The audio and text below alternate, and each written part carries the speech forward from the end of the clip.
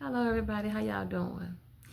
It is actually a little after 6 o'clock Monday evening, and I was laying here thinking about the conversation that my mother and I had today about my oldest brother, William. Now, my mother has 7 girls and 2 boys, and I have mentioned that on this channel before. The firstborn of all of us was William.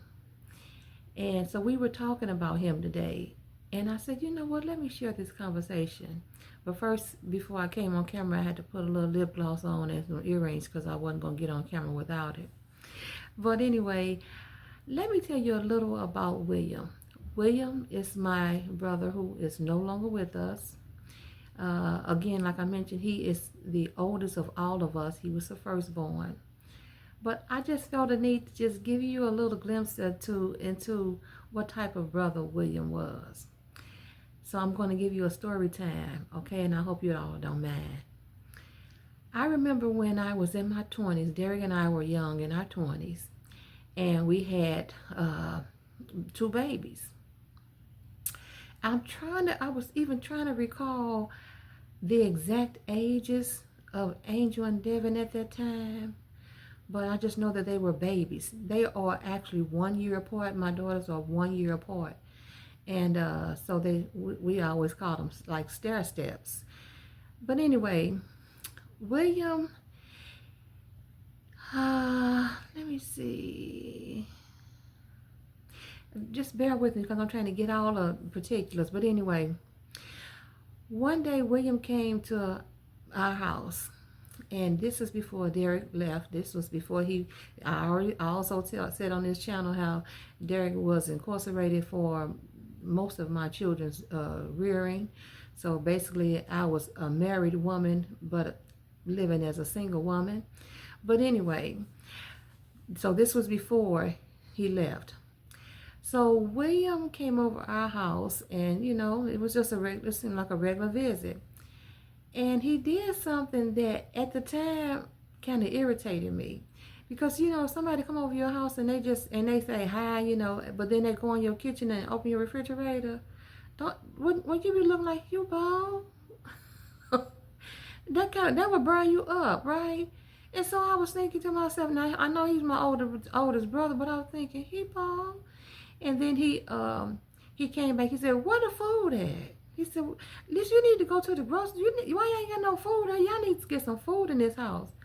Well, then I really got irritated because we were struggling so hard with these 2 babies at this time, young, a first time on our own.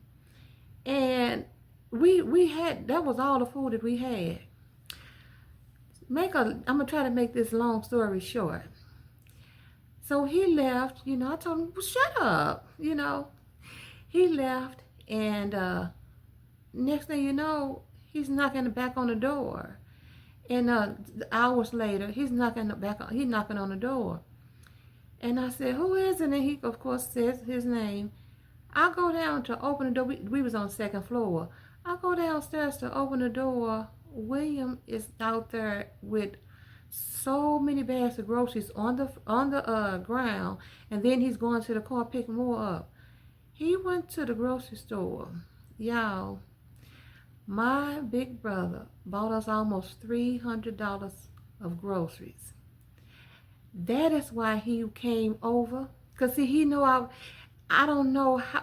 Sometimes, people who know you, they're not going to say nothing. They're not going to say that they need something. They can be over there needing stuff for them, for them and them kids, and they're not going to say anything.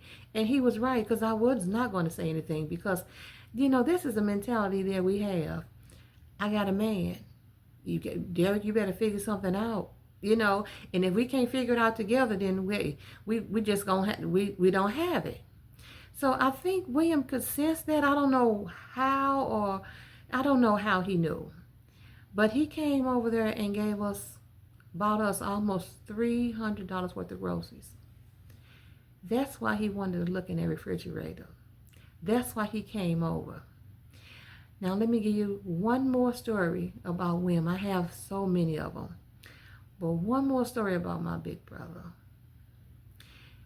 He also came over our house another time. And then he came over, he said, we had been in the apartment for a few months, you know, as he could, you know, long enough that he felt that we should have some furniture, you know, living room furniture and stuff. So William said, he came up and said, when you gonna get some furniture here? Y'all, why you ain't got no furniture? I ain't got no place to sit down or nothing. I'm like, this little, this little man is getting on my nerve. I said, well, when we get some money, when we get some money to get some furniture, that's when we're gonna get some furniture. And then, you know, my husband he was telling me, man, it's rough, it's hard, you know, just trying to keep the rent paid, keep the lights on, keep the gas on. So he started talking, and William said, I know, man, I know. Next thing you know, this is a couple of days later, somebody knocked on our door, and I said, who is it? And he says, delivery from, you know, and I'm not sure, but I think it was a company by the name of Abby's or something like that.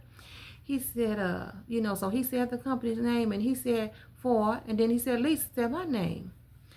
I said, I didn't order no what delivery. So I go downstairs again, open the door, and he says, I have a delivery for a living room set for Lisa. And I said, no, I said, this must be a mistake. I didn't order any furniture. And he said, no, this is already paid for. This was paid for. And he looked at the ticket by William and said my brother's name. William ordered us a brand new living room set. That's the type of brother that William was. And like I said, I could go on and on telling you the stories that, you know, different times he came over our house. Just different things. And they're in my, this like here. And they are vivid. You know, I just felt the need to just talk about him today. Sometimes I just feel like I want to just talk about him. So I said, let me share who William was with my village. That's all I wanted to do. To give you a little glimpse into who William was, my big brother. Have a good night, everybody, and do it on purpose. Bye, y'all.